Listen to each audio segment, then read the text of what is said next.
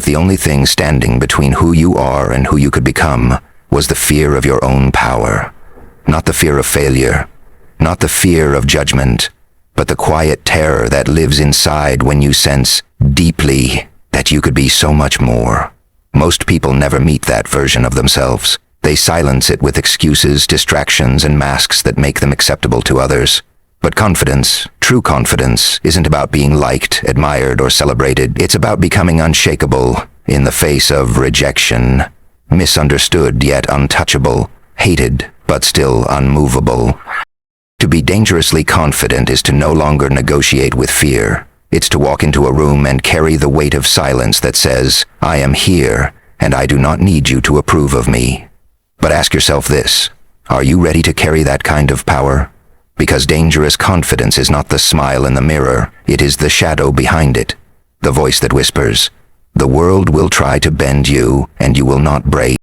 We grow up in a world that teaches us confidence as a mask rather than a foundation. From an early age, we are told to stand tall, to look people in the eye, to project certainty even when we feel none. Schools, workplaces, and even our families often reward those who appear bold and punish those who hesitate, as if appearance were more valuable than substance. But this performance creates a dangerous trap. When confidence is taught as a show, people begin to believe that strength lies in how loudly they speak or how firmly they shake a hand. They learn to decorate the exterior while neglecting the interior. The result is a fragile shell, a self that depends entirely on external validation. The moment the applause fades, the confidence collapses, and so millions wander the world wearing masks, mistaking performance for power, unable to distinguish between the illusion of strength and the unshakable stillness of real inner certainty. This confusion grows deeper because society rewards the mask. Charisma is mistaken for competence, arrogance is misread as authority, and shallow charm often passes for leadership. The individual who projects energy and decisiveness is elevated, even if inside they are trembling with insecurity. In contrast, the quiet person, who possesses deep conviction but does not flaunt it, is often overlooked. Doublo toile. Pedore corlanere. This inversion creates a culture where we are pressured to perform rather than to be. People learn to measure themselves against applause, to evaluate their worth by how others respond to their image rather than the truth of their character. It is little wonder, then, that so many live in quiet despair, unable to reconcile the mask they wear with the person they actually are. They sense, often dimly, that real confidence cannot be borrowed from applause, but they do not know how to step outside the performance without losing the recognition that society demands. When you peel back the layers of this illusion, you discover that most of what we call confidence is simply fear in disguise. The loud voice is often covering up inner doubt. The sharp suit is concealing insecurity. The endless need to dominate conversations, to show off, to be seen, is often driven not by strength but by fragility. And yet, because we live in a world of appearances, this kind of behavior is celebrated. The insecure learn to compensate with bluster, and society claps for the performance without noticing the cracks beneath. But the problem with such confidence is that it is brittle. It survives only when it is fed with constant affirmation. Remove the spotlight and the mask begins to slip. Place such a person in solitude with no one to watch, and you will often find them drowning in silence, unable to stand alone without the mirror of external eye. That is not confidence, that is dependence disguised as power. Philosophers have long understood this conflict between appearance and reality. Machiavelli, in his sharp observations of power, argued that rulers must appear confident and decisive, even when they are not. To him, the perception of strength was more valuable than the reality of it, because perception shapes behavior. And in a world where appearances rule, perhaps he was right. But what Machiavelli did not emphasize is the personal cost of living this way. When you live entirely in the performance, when every gesture is shaped by how it will be seen, you eventually lose the ability to know yourself. You become an actor trapped in a role, unable to step off stage because the world will punish you for dropping the mask. And perhaps even more tragically, you begin to punish yourself. You convince yourself that the performance is who you are, and you silence the quieter, deeper voice that longs to be free from the endless game of appearances. This conflict is not merely philosophical, it is psychological.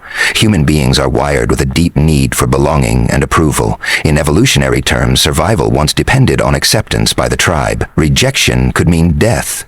And though the modern world no longer works this way, the instinct remains. We seek approval, often unconsciously, because our minds are still shaped by this ancient programming.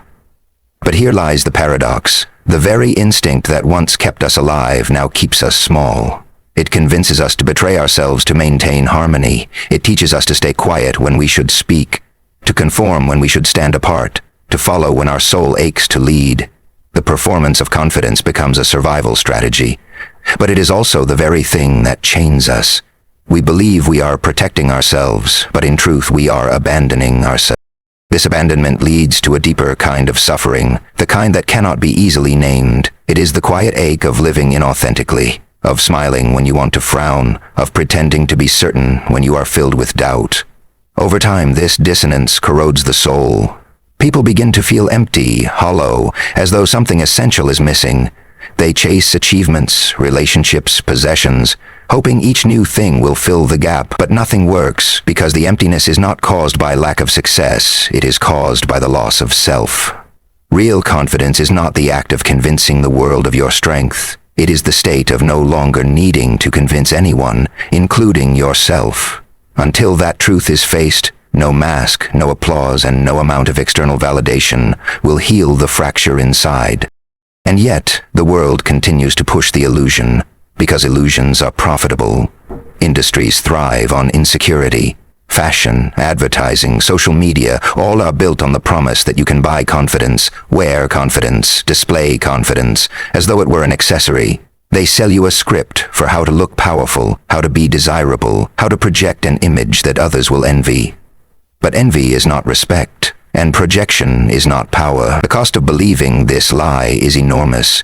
It creates generations who know how to pose, but not how to be, who chase applause while starving for authenticity, who become masters of performance but strangers to themselves.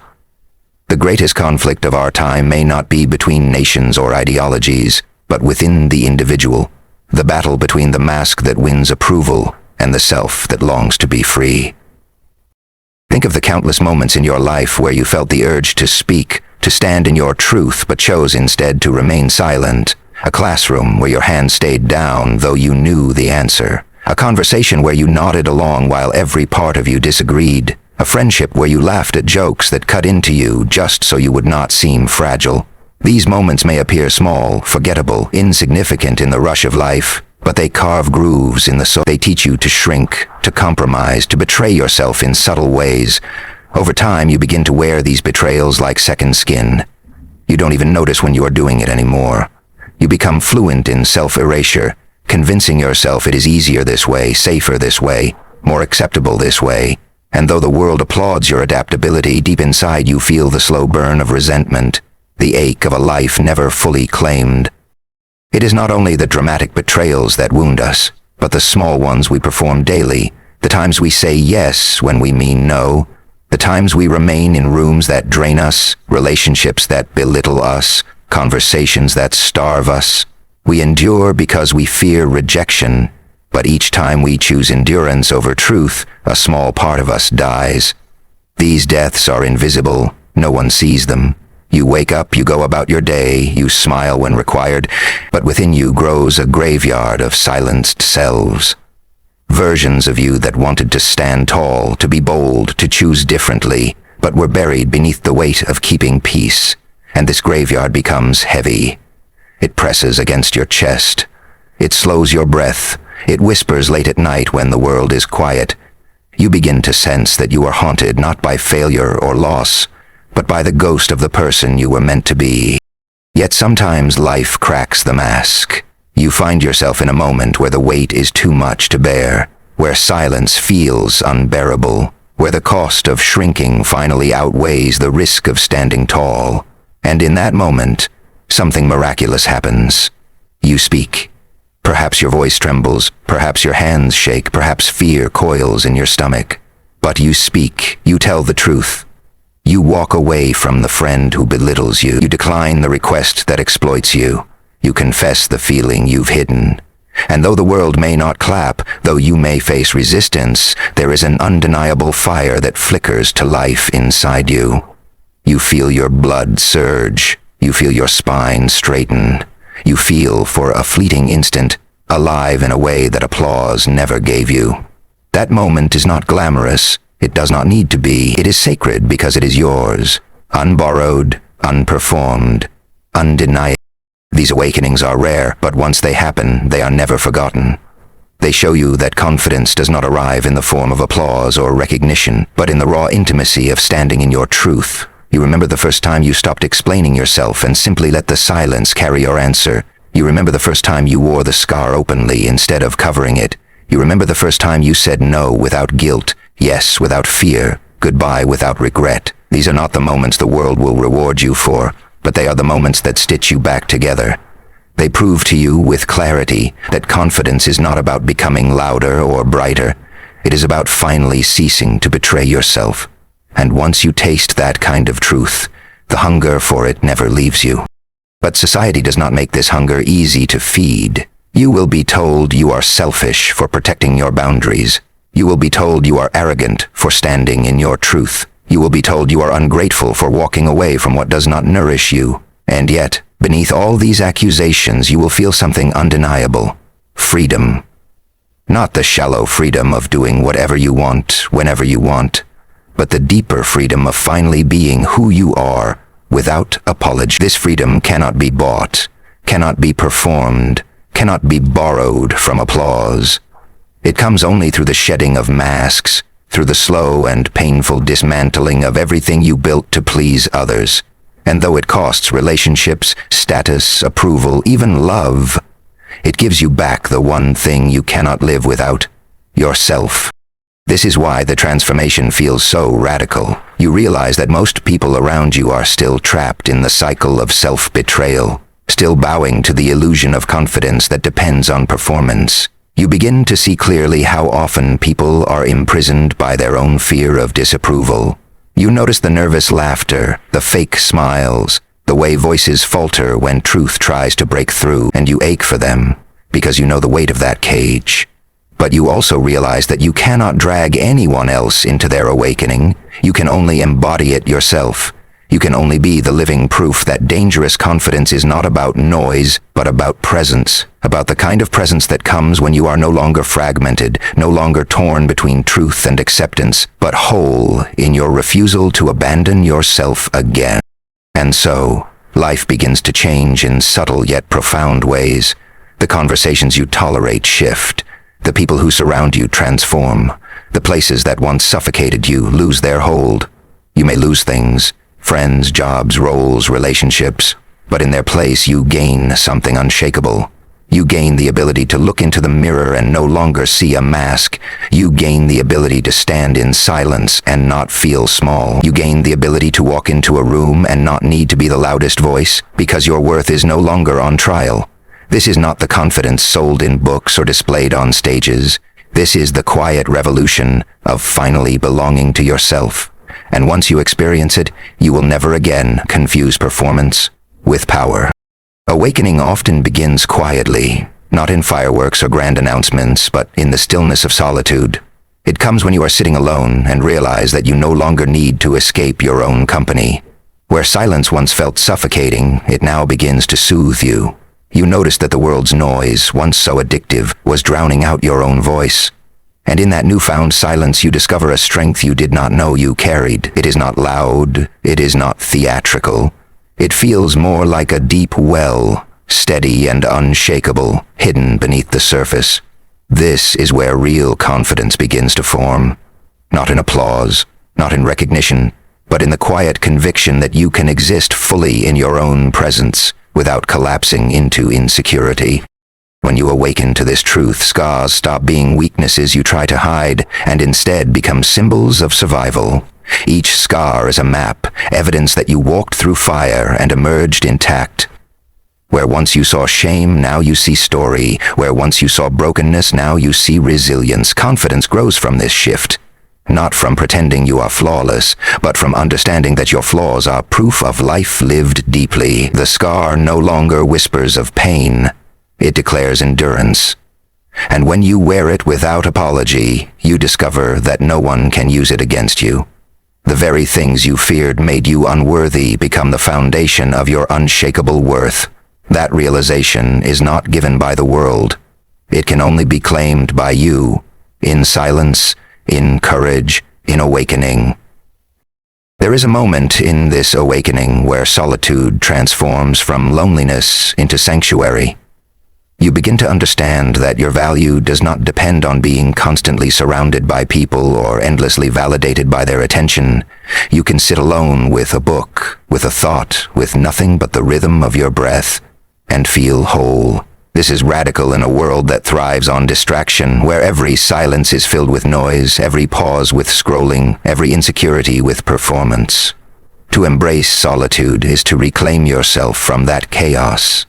It is to find, in the quiet, that you were never as empty as you feared.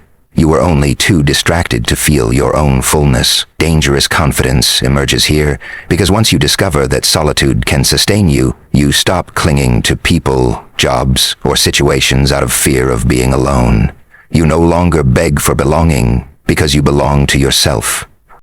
Awakening also brings a new relationship with pain. Instead of seeing suffering as a sign of weakness or injustice, you begin to see it as initiation. Life has cut you, yes, but it has also carved you into shape. The betrayals, the losses, the failures, they are not stains on your story, but chapters of it. Where others see brokenness, you see depth. And suddenly the fear of pain loses its grip. You stop bending yourself to avoid discomfort. You stop running from difficulty. You recognize that storms will come and scars will form, but none of it can strip away who you are at your core. Confidence becomes dangerous in this stage because it is no longer tied to outcomes. It is not about whether you win or lose, succeed or fail. It is about knowing that whatever happens, you will remain. This cannot be faked. It cannot be performed. It must be lived through and claimed with every breath you take after surviving what once tried to destroy you. The awakening changes how you see power.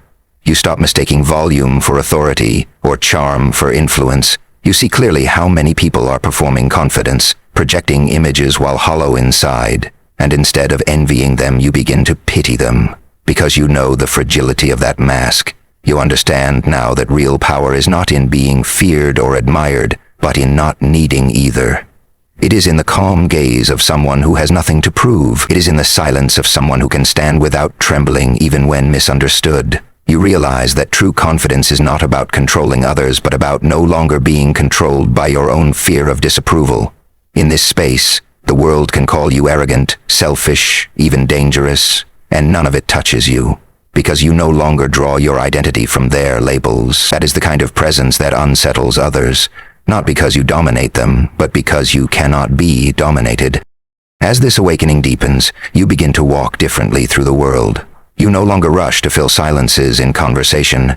You no longer shrink when someone disapproves. You no longer need to be the loudest in the room. Instead, you carry a steadiness that speaks louder than words. People may not always understand it, but they feel it.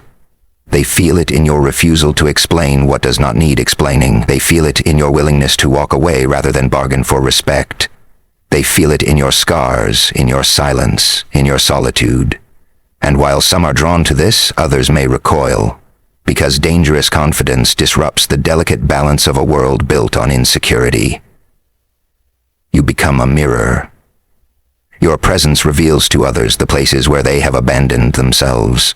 And though this may invite envy, resentment, or even hostility, you remain unshaken, because you did not build yourself on their approval to begin with.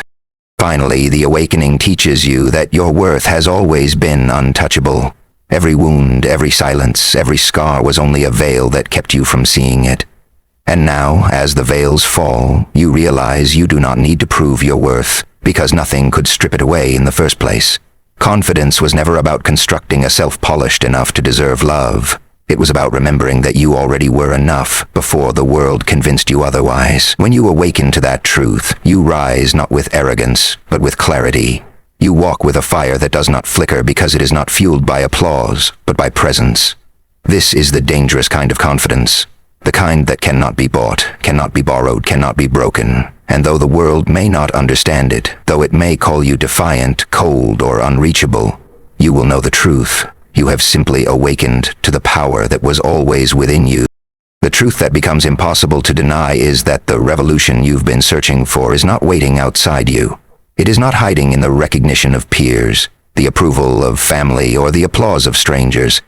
It does not lie in the collection of trophies, titles, or possessions. Those things may decorate a life, but they cannot define it. The real revolution begins in the private, invisible decision to stop abandoning yourself. It is the moment you realize that every time you have sought permission to exist, you have surrendered your own authority. The awakening comes when you choose to take that authority back, not loudly, not aggressively, but with the quiet conviction of someone who has finally understood that they were never meant to be defined by the world in the first place. Dangerous confidence arises from this inner sovereignty. It is not about declaring war on others, but about refusing to wage war on yourself any longer. What makes this kind of confidence so unsettling to others is that it does not need the usual anchors people cling to.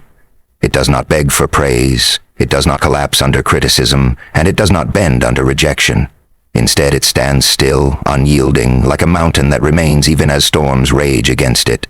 When you reach this place, people may misunderstand you, because most of the world still believes confidence must be loud, flashy, or dominant. They may mistake your calm for coldness, your silence for arrogance, your independence for rebellion, and perhaps in a way, it is rebellion. Not against them, but against the centuries of conditioning that taught you to shrink. You no longer fit into the script society wrote for you, and that alone is powerful enough to make others uncomfortable. Yet the discomfort of others is not your burden. Your task is only to remain rooted in your own worth, to hold fast to the clarity that your existence is not negotiable. In this space of clarity, you begin to see how much energy you once wasted chasing shadows. You remember the years you bent over backwards for approval, the nights you replayed conversations in your head, the compromises you made to keep peace. You see the exhaustion of living half a life, always acting, always performing, always waiting for the next nod of validation to feel whole. And as you reflect on this, a quiet grief may rise because you realize how much of yourself was lost in the process. But alongside that grief is a fierce gratitude, because now you know better. Now you understand that your time is no longer meant for chasing applause. It is meant for creation, for presence, for truth. You learn to invest your energy not in impressing others, but in building a life that feels honest in your bones. Dangerous confidence becomes not an armor you wear, but a home you inhabit. It is the space inside you that cannot be touched by praise or diminished by insult. As this confidence grows, the world does not suddenly become easier. You will still face criticism, rejection, loss, and challenge. But the difference is that these things no longer strip you of your identity.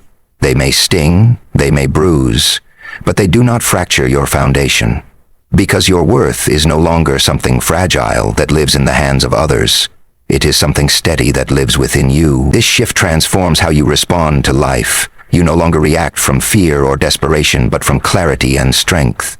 You no longer cling to people or roles that drain you, because you understand that solitude is not emptiness, but strength. You no longer feel the need to prove your value, because you know that proof was never required. And in this steadiness, life becomes less about survival and more about expression. You begin to live not as an actor on someone else's stage, but as the author of your own script. This is the revolution that no society, no culture, no system can ever truly prepare you for, because it is not outward, it is inward. It is the revolution of walking away from the endless need to be validated, and instead choosing to validate yourself. It is the revolution of refusing to betray yourself for belonging, and instead choosing to belong first to your own soul. It is the revolution of seeing clearly that the world cannot give you what you already carry. The revolution of seeing clearly that the world cannot give you what you already carry. Dangerous confidence is dangerous not because it harms others, but because it reveals how powerless the external world truly is over someone who has chosen themselves. That realization shifts the balance of power. No authority, no critic, no crowd can sway you the way they once did. The chains of approval fall away, and what remains is not arrogance but freedom. And freedom, lived fully, is always unsettling to a world built on conformity. So when the noise fades and the lights dim, the call is not to conquer the world with volume or spectacle. The call is to stop surrendering yourself in the quiet moments no one sees. To live so fiercely in your truth that even when misunderstood, even when alone, you remain whole. Dangerous confidence is not about shouting your worth into the void. It is about carrying it silently in every step, every breath, every choice. The real revolution is not to change how the world sees you, but to change how you see yourself. And when that shift happens, when you rise with unshakable clarity, you will not need to demand attention or validation. You will not need to beg for belonging. You will walk with a presence that cannot be ignored, because it is not borrowed, it is yours. And in that silence, in that fire, you will finally understand. The most powerful act you will ever commit is to refuse to abandon yourself again.